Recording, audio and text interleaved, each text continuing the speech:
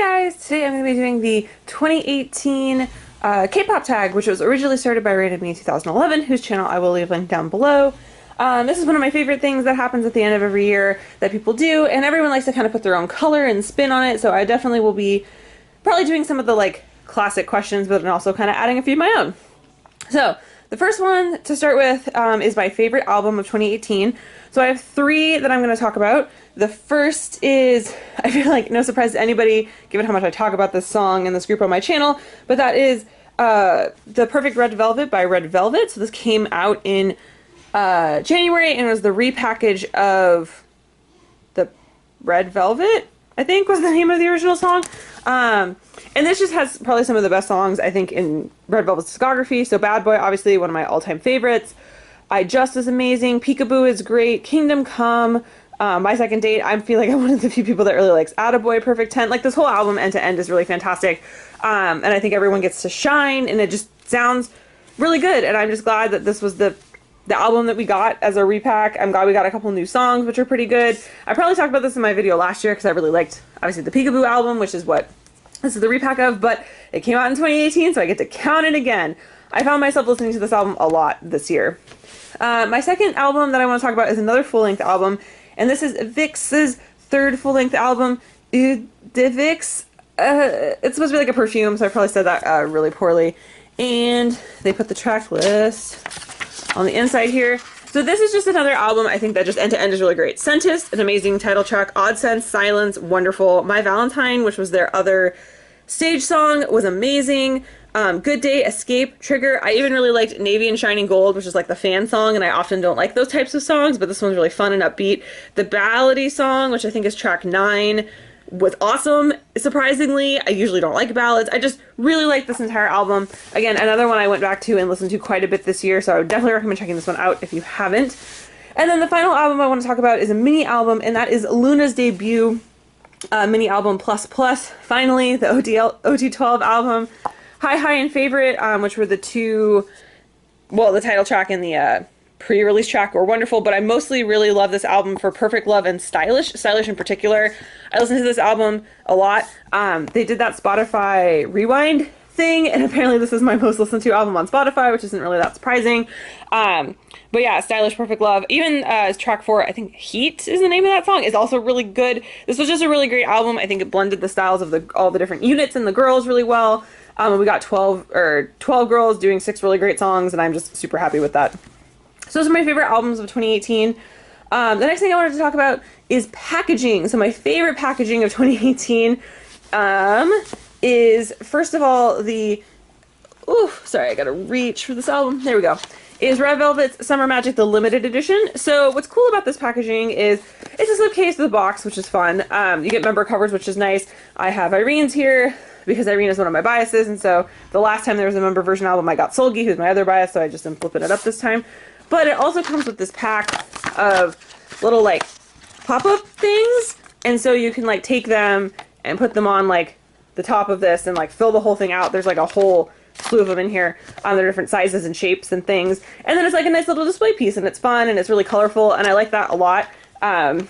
When people do some interesting packaging, and this one in particular isn't, offensive, like a lot of SM interesting packaging, like a lot of SM experimental packaging is. This one was pretty solid end to end. You can also, I believe, still read the track list on the back, which is great, and look at that. So yeah, so this was really good. I also like that they did a member version, and you could easily pick and easily choose who you wanted, because that's, my least favorite thing about member versions, is when it's really hard to get the member that you want. And then also, I love everyone that did book packaging this year, like Taeyeon Something New, where it's just the CD, the photo book, the photo card was in here, and that's it. Simple, hardback, protected, easy to read the track list. Love book packaging. Thanks to everyone who did that in 2018, which was surprisingly a lot of people. So next I want to talk about my least favorite packaging of 2018. So first off is the usual. Hey, Red Velvet. This is the 5th time you've gotten this. With Really Bad Boys, the 5th time they've had this packaging. The red, the velvet, the perfect velvet, the perfect red velvet, and Really Bad Boy. They went from that to this again. Thanks, SM. I mean, to some degree, you get the photo book separate, which is nice, but these things, these slipcases, man, I never take this out. I would love to look at this photo book. I can never take this out because it's impossible to get back in the slipcase.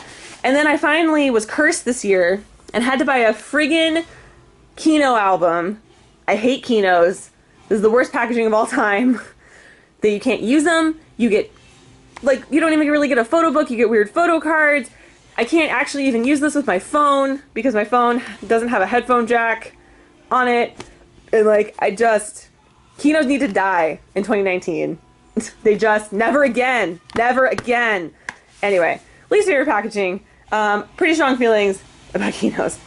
So my next category, I don't actually own a ton of albums to talk about it for, but is my favorite rookies. So I split this into girls and guys. So for girls, I had two favorite rookies this year. One was Luna, obviously. So they finally made a debut. I'm going to count it as their rookie year. I kind of already talked about why I love them, so I don't need to do that again. But I also really liked G Idol's debut this year, I Am. La Ta Ta is sort of like a whatever title track. It was fine. But all the other B-sides on this, $, Maze, Don't Text Me, What's in Your House, Hear Me, excellent. All of them excellent. Basically, they're like the 4-minute group that I wanted that, you know, disbanded because 4 Minute disbanded. It's like they kind of picked up that mantle, which was very exciting. So I don't own this album physically. If I get fancy in editing, maybe I can insert it here, but we'll see how that works out for me. But yeah, I think that's really great. It was a really great album, really a different sound for kind of the girl group scene, which I would say also just in general, rookie or not, girl groups definitely owned this entire year. I was very impressed with the rookies, with the debuts, with just established groups coming out with stuff. Everybody had really good things this year. And then for boy groups, as you guys know, I don't listen to a ton of boy groups. I definitely did not check out like any really rookies this year for boys. So if anyone has any suggestions, leave them down below. Maybe I'll check them out. Who knows? Okay, so the next question is my favorite photo book. So I have 3 I want to talk about. The first is Yuri's photo book, actually, for her first mini album, The First Scene. I just, like, there's like 6 different concepts, which is cool, and they're all just great. Like, all of them. She looks good in every single picture, in every single concept, even with these, like, crazy earrings. She just looks, like, wonderful. I was so impressed with this photo book. The artistry of it, the shots were really good. None of these pictures suck. Like, yeah, whatever, there's some white space. There's going to be some white space. I can't really, like, complain about that too much, but, like, the pictures aren't blurry. They fill up, like, the whole screen. She looks super happy. They're very stylish. I was very happy with this photo book. It was excellent. I also really liked Luna's, I keep talking about this album, I'm sorry, it was really good, but Luna's Plus Plus, the B version photo book, so that's the one I have here. So this is the normal edition, but even for the limited edition too, like mostly these Flower Queen princesses. I am like a sucker for flower concepts. I just love them, and I love flower crowns, and I'm glad that they did that. That's why I bought this version. And then finally, I also, and this is going to probably be a little bit of a strange one, really like the photo book for Really Bad Boy. Like, clearly, this was the Halloween concept released in December, but I actually think everybody looks really good this era, and I think this photo book does a decent job of, like, showcasing the excellent visuals of Red Velvet, and the pictures look really cool, and they just, I mean, this hairstyle for Wendy's not great, but, like, I don't know, I just really ended up liking this when I got it. I got this for Christmas. I just was like, wow, these photos are actually really good. I like all the styling. They're fun. I really liked the scene in the music video. So yeah, so those are my 3 favorite photo books of the year. Kind of an interesting hodgepodge of choices, I feel like, but pretty solid overall. Next are albums that surprised me. So I don't, again, own any of these albums physically, but I have 3 albums to talk about. So the first is AOA's Bingle Bangle. So I was really impressed with this album. One, that AOA did an album without Choa. I mean, I kind of figured they were, but it was sort of on the fence when she left, like what they were going to do, because Choa was such an important part of the sound of AOA. And I was really impressed with this album. The title track was excellent. I really liked Super Duper, La Di Da Di, sorry, Parfait, Doo Doo Doo. Basically the entire album was actually quite good. And, like, yeah, sure, you're missing Choa, you miss those high vocals, you miss those notes, but, like, she added a unique sound to AOA, but, like, they still sounded fine. Like, they definitely obviously structured the songs for the girls that are in the group, and I thought they sounded really good, and I was really impressed with what they did with what they had, and I hope they get to do another comeback, because that one was actually pretty solid, and I really enjoyed listening to it. The next group is actually a group I don't think I've ever talked about, and that is A Pink. And I really liked their 1 and 6 album. So A-Pink as a group, I definitely check out their titles. A lot of my friends like A-Pink. This is the year I'm trying to get I got a little bit more interested in A-Pink. A lot of their stuff is more cutesy, and that's fine. You know, they're not like, it's not like my favorite type of music. I'll check out the titles. I like a couple of them. Again, not like my biggest favorite thing, but it's fine. And when I heard they were doing like a different concept, a darker concept with I'm So Sick, I was really looking forward to it. So I was like, oh, okay, let's see what, you know, A-Pink can do something different. They've done the cute stuff for like literally their entire career. Like, let's let them do something different. And I'm So Sick is an amazing friggin' banger. Like, I love that song. I listen to that song all the time. And it came out in like the spring or summer this year. Fantastic song. And then I actually checked out this album because I don't usually check out A-Pink albums. And just what like an end-to-end set of 6 bops, right? Like, I like that Kiss. Such a great song. Probably my second favorite song on the album. All Right is excellent. And Promise Me I also really enjoyed. So I'm very interested in checking out their next comeback, which is supposed to kind of be in the similar vein. What I really liked about I'm So Sick in this album, I mean, granted, I don't know a ton, but this album in general, is that, yeah, sure, it's like a darker, different sound for A-Pink, but it's not like night and day, if that makes sense. Like, it's just kind of an evolution. It's just like the next phase of things that they get to do, and I thought that was a really smart way to not like alienate their fans and let them do something different. Hopefully in the future, like a group like Lovelyz, who I feel like kind of has A-Pinky vibes, will get to do something like that too, you know, if they want to or are interested. So I'm really looking forward to checking out their new release that comes out next year. And then finally, the last one I wanted to talk about was Shoot Me by Day 6. So I don't listen to a lot of band music. It's just not really my like thing in the K-pop scene. I want my like dirty dance track, guys. I'm sorry. But Shoot Me by Day 6, which is another group that my friends really like, and so I kind of have been paying more attention to them, was fantastic. Like, the title, so good. I love it. I loved the title. I loved Warning. I loved Somehow. I really love Feeling Good. Their Japanese stuff that I listened to was also pretty decent this year. Like, they just knocked it out of the park. I was super impressed. I haven't had a chance to fully listen to their second mini that just came out, but like, I'm definitely a group that I'm going to keep on my radar and keep checking out because they definitely do some really solid stuff, and I would recommend checking them out even if you don't listen to a lot of band music.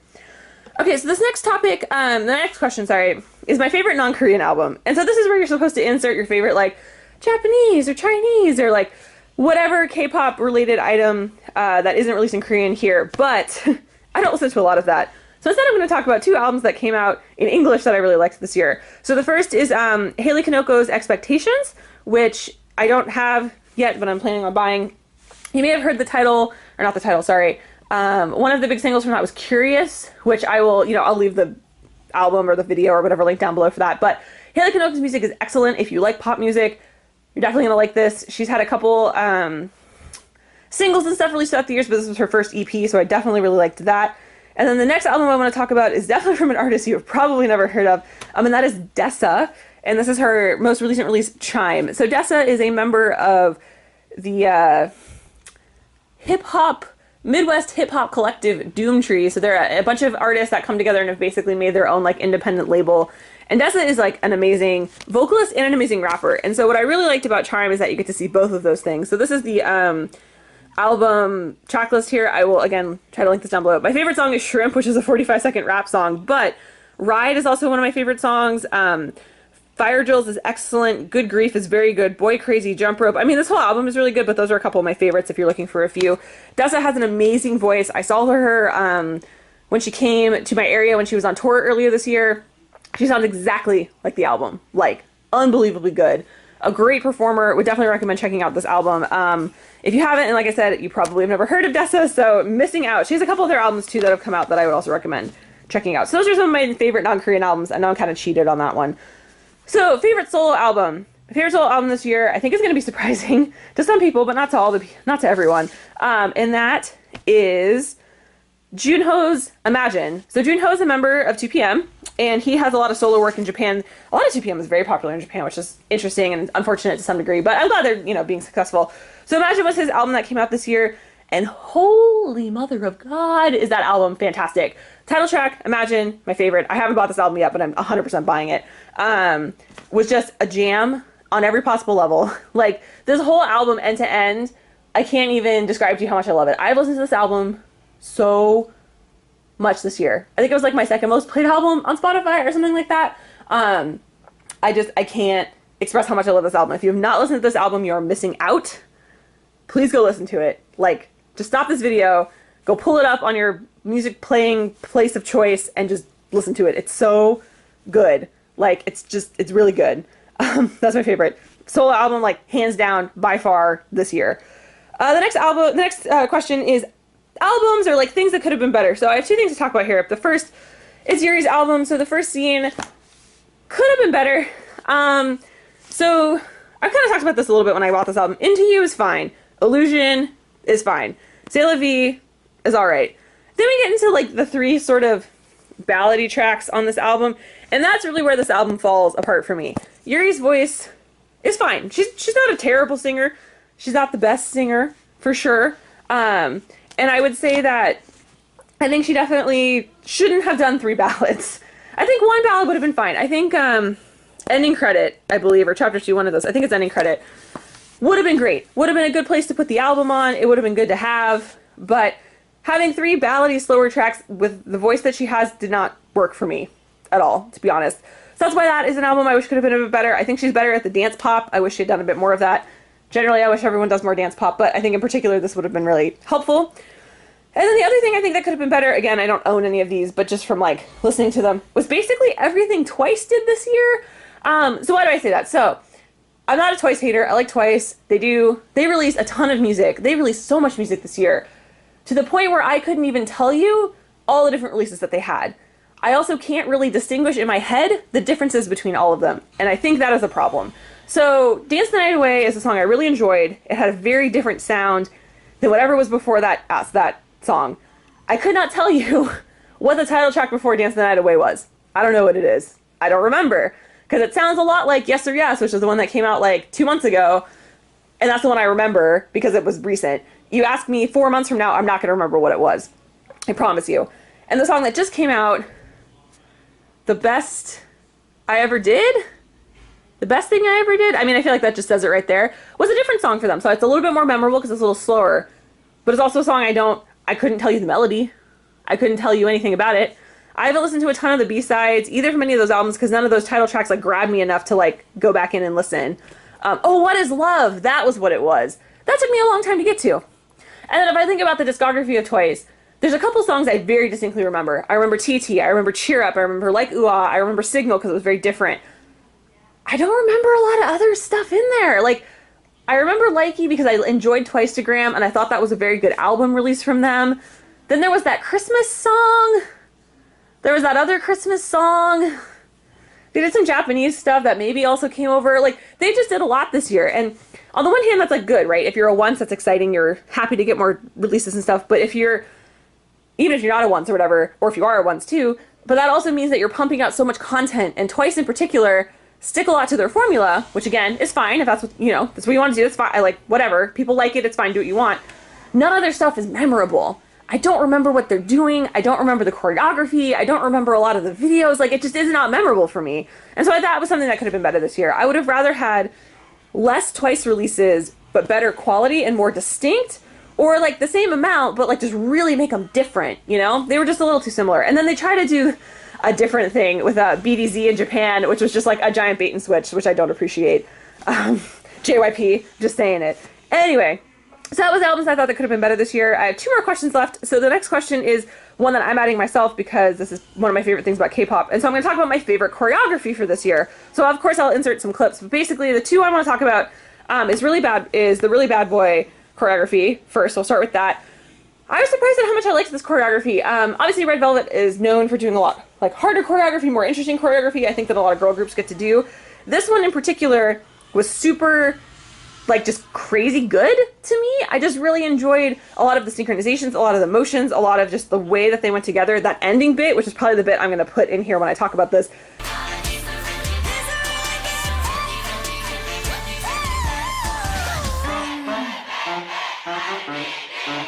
is my favorite. They're so in sync. They're using their arms and all these different things. I think the other thing that's really great about this choreography is they utilize the floor.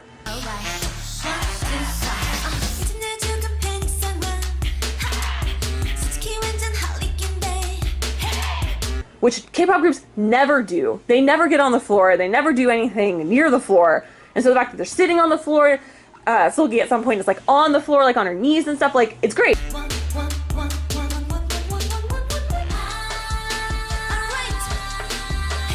it's just a lot of variation in height, which I really like. The other choreography I want to talk about is Good Evening by SHINee. What a fantastic choreography that they did. It's very interesting because it's a very modern choreography. So a lot of K-pop choreography, right, is all about the synchronization and all of that kind of stuff. Good Evening is less about them being in sync. Obviously there's bits where they're in sync, which I'm sure I will put in my little clips when I put a couple together here.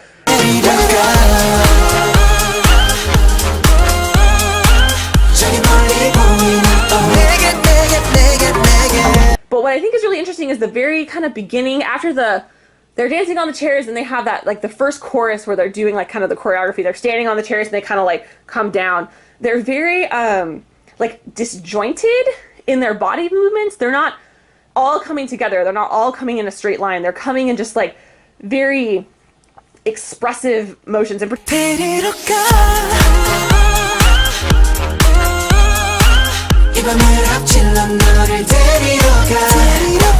particular, I would like to call it Minho. If you've never paid attention to Minho dancing in this song, he really makes use of his tallness and his like lengthiness to great effect of how he like moves on the stage and is running around and how he's like flinging his body back and forth. He does a lot of really interesting things that I don't think he gets enough credit for with this choreography.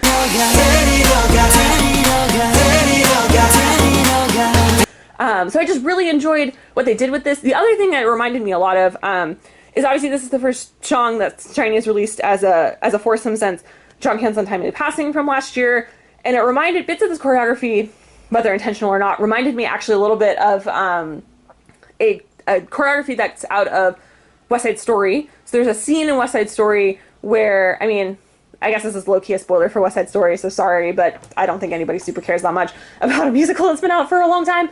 Anyway, one of the main characters in West Side Story dies, and he was a member of a gang, and there's a sequence where all of the gang members are very upset about this, and they're expressing it. There's a song called Be Cool, and basically they're expressing their anger through dance, and they're trying to kind of like calm down about it. And I felt like Good Evening for SHINee was a little bit like West Side Story's Be Cool, where they're expressing this like emotion, they're expressing being, you know, upset or pretend, you know, whatever, or just like having it be this kind of cathartic choreography. And I thought that that was really well done, and I thought that that was just really good that they did that. I liked that they didn't focus on doing a really traditional traditional K-pop choreography for this. They really tried to do something different, and they really tried to kind of invoke and showcase an emotion, which I just really liked that as a part of this choreography. So 2 thumbs up to SHINee's Good Evening. I don't know who choreographed it. I should have looked up who choreographed these dances because I'm terrible about that. If I remember, I will edit it in the text around here somewhere. But excellent, excellent, excellent. I would definitely watch the whole dance practice for Good Evening. If you haven't seen it, if I remember, I will leave it linked for you guys. But it's just really, it's a really good way to see the whole thing. And I just was really impressed with the artistry that they did for that particular one. And then finally, the last question for this tag is random album recommendations. So, couple things. The main thing I want to recommend is just listen to some back catalog stuff. That's what I did a lot of this year. So one of my friend Emily from The Rest Is History 87, the biggest enabler on K-pop YouTube, as I like to call her, really got me interested in 2PM this year, and I spent a lot of time listening to old 2PM stuff. So things I would recommend from their back catalog: their number 5 album, their Gentleman's Game album, and their Grown album. Excellent. I would also, again, as I mentioned earlier, highly recommend their solo work. So I don't have this album either, but Jungho's previous solo album, DSMN, or Don't Stop Me Now, amazing album. Has one of my favorite songs ever, Hyper, on it, which features Junkei, who's an amazing rapper. I also really enjoyed Wooyoung's Matabokawa. That came out, I think, 2 years ago, a while ago. You can see the track list here. Another Japanese album, but just a really good sounding track from Wooyoung. A lot of good stuff there. I also like a couple of Junkei's solo releases. Another group I'd recommend going through their back catalog, VIX. If you've never listened to like some older VIX stuff, especially their 2016 Conception series, that's some good stuff. But yeah, I would just spend some time with the back catalogs, are my main recommendations of, you know, any group you want, 2nd gen, 3rd gen, whatever, but just spending some time with those I think has really been a nice thing that I did in 2018. So yeah, so that was my album tag for 2018. Thank you guys so much for watching. I hope you enjoyed sticking with me on what is probably going to be quite a long video. I will hopefully have a new video up for you guys soon. Thanks so much for watching. Bye.